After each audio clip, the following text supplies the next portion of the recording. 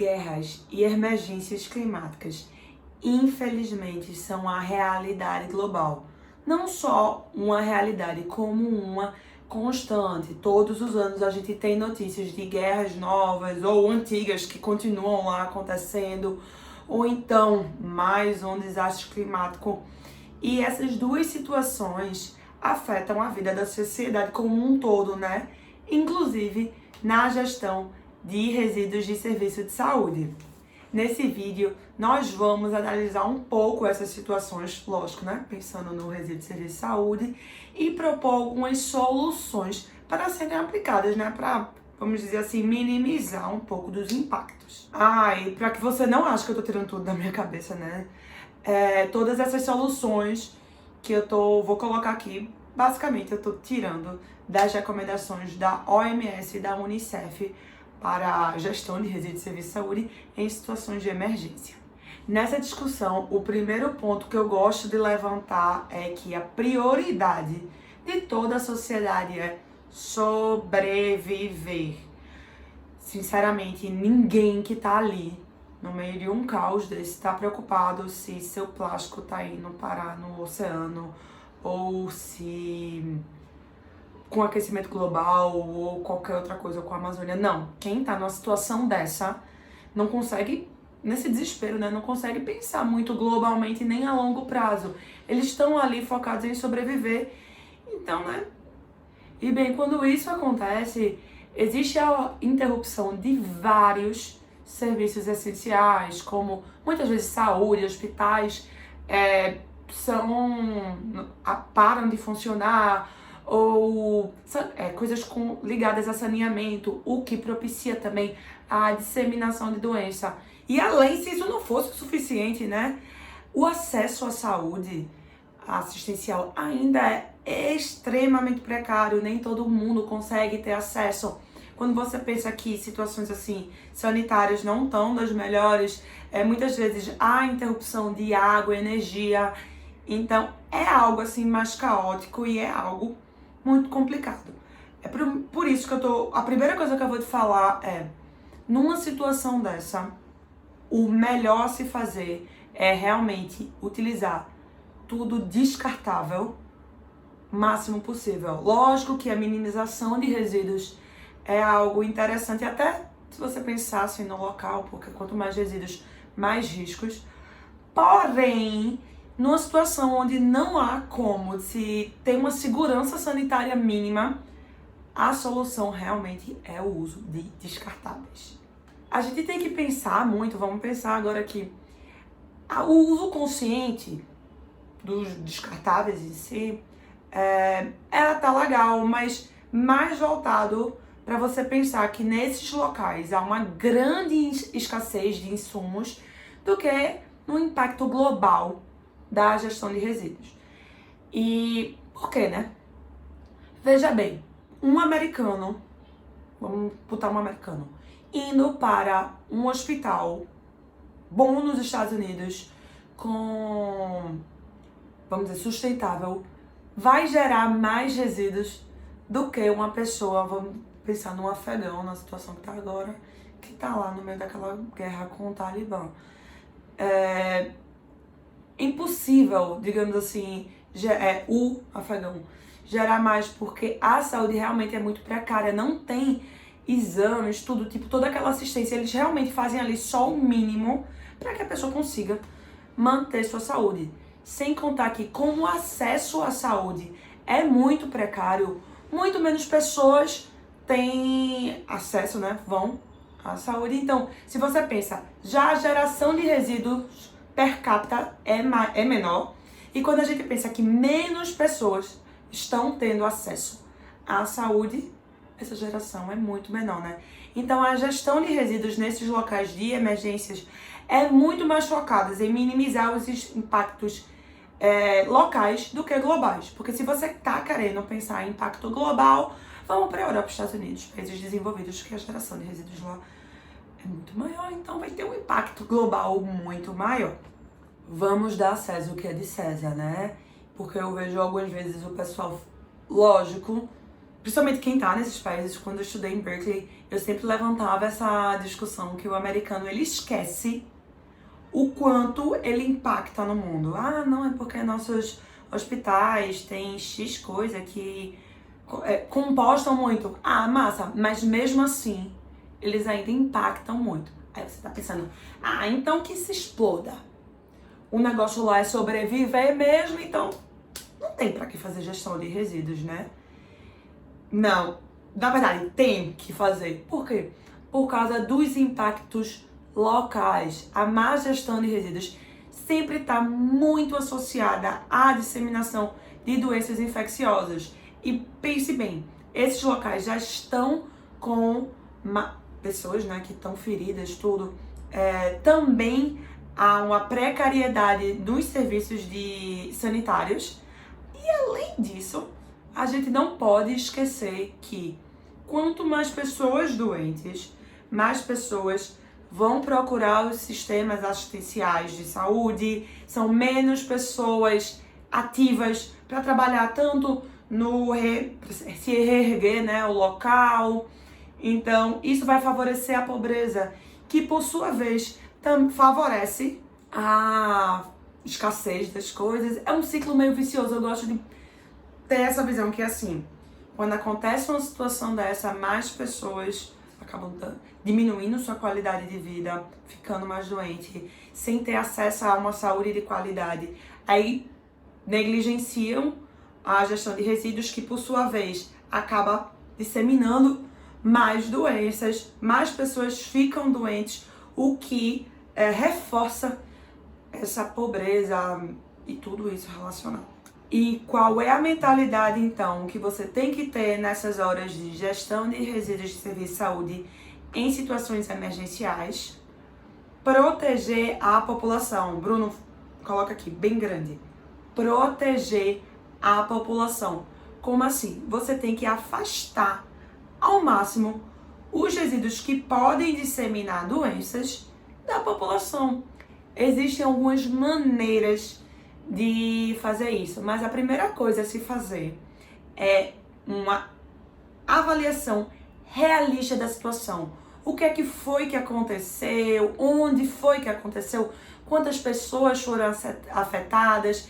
Quais foram os serviços essenciais que foram interrompidos? E, realisticamente, qual é a infraestrutura que você vai ter para a gestão de resíduos, né? Não adianta ficar pensando, mas fazer X coisas é ruim, mas você tem que sempre pensar aí qual é o menos ruim que eu posso fazer, o que é menos ruim para proteger a população, o que pode ser feito, né? Só então, com essas informações, é possível traçar um plano de ação simples, o mais simplório possível, para fazer a gestão desses resíduos.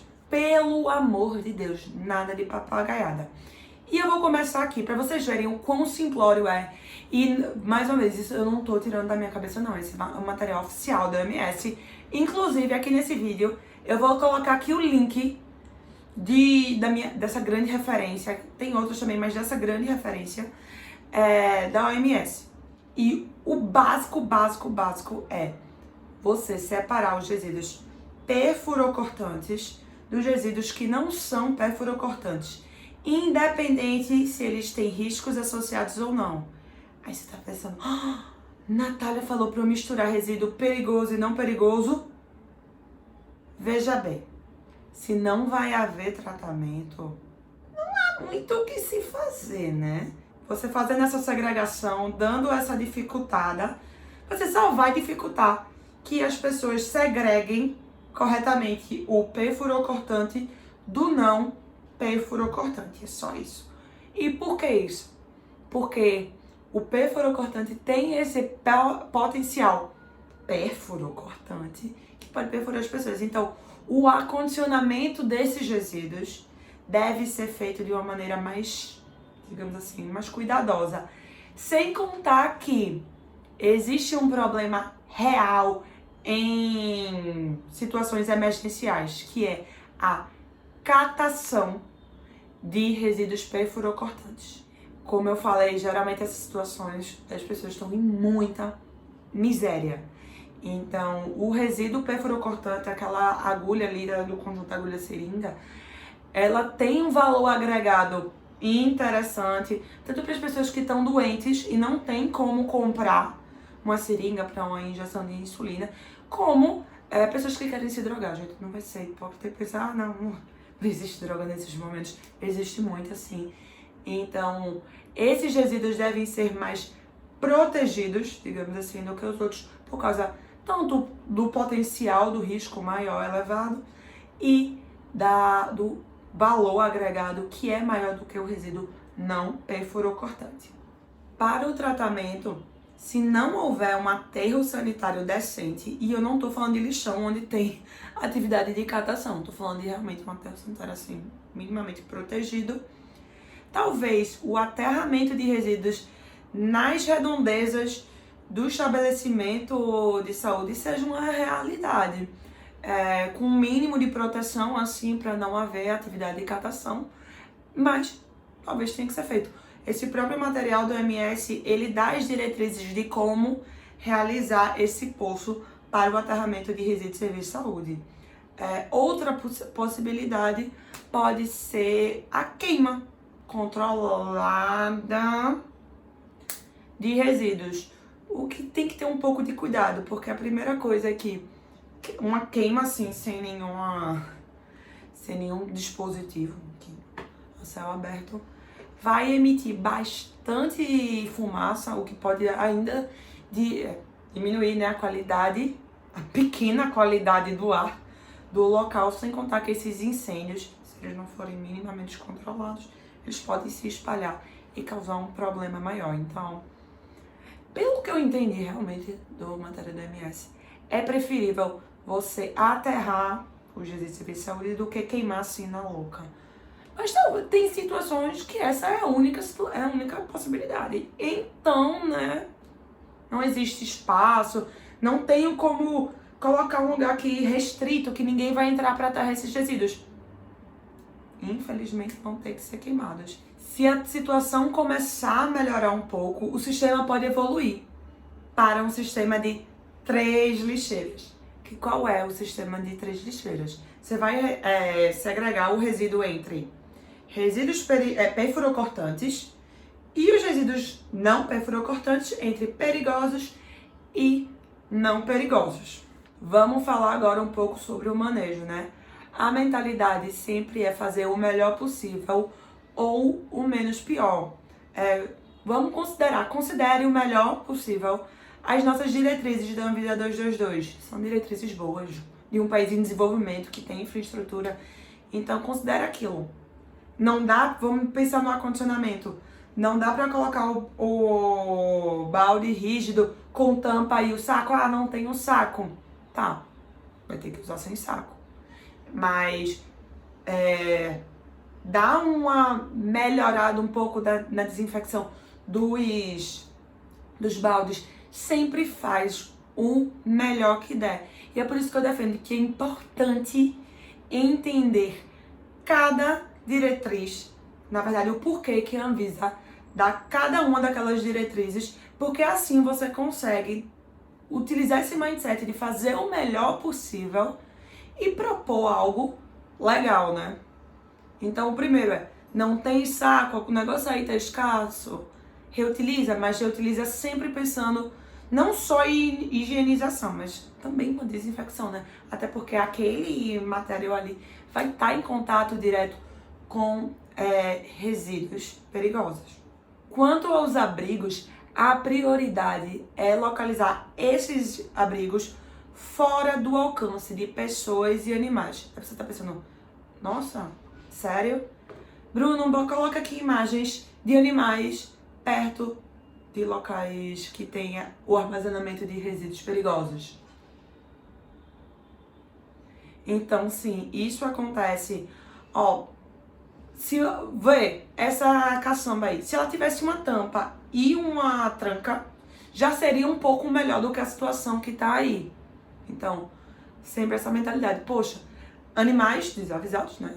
Não vão saber. Podem acabar tendo acesso a esse resíduo e atuarem como vetores de disseminação da doença. Ou então, pessoas podem também, se tiverem um acesso fácil, a realizar atividades de catação desses resíduos. O material da OMS também cita algumas ações que, em conjunto com a melhor gestão de resíduos de serviço de saúde possível, pode minimizar um pouco os danos causados pelo gerenciamento precário dos resíduos de serviço de saúde. E eu vou citar aqui alguns deles. Primeiro é vacinar todo mundo, principalmente que está em estabelecimento de saúde, contra hepatite, principalmente hepatite B. Reforçar a importância da higiene das mãos. Lembra da cadeia epidemiológica? Vamos aqui, ó, dar uma quebrada. Usar as luvas no manejo. Eita, foi péssimo. Usar a luva no manejo de resíduos de serviço de saúde e sempre conter e desinfetar rapidamente quando houver algum acidente com resíduos de serviço de saúde.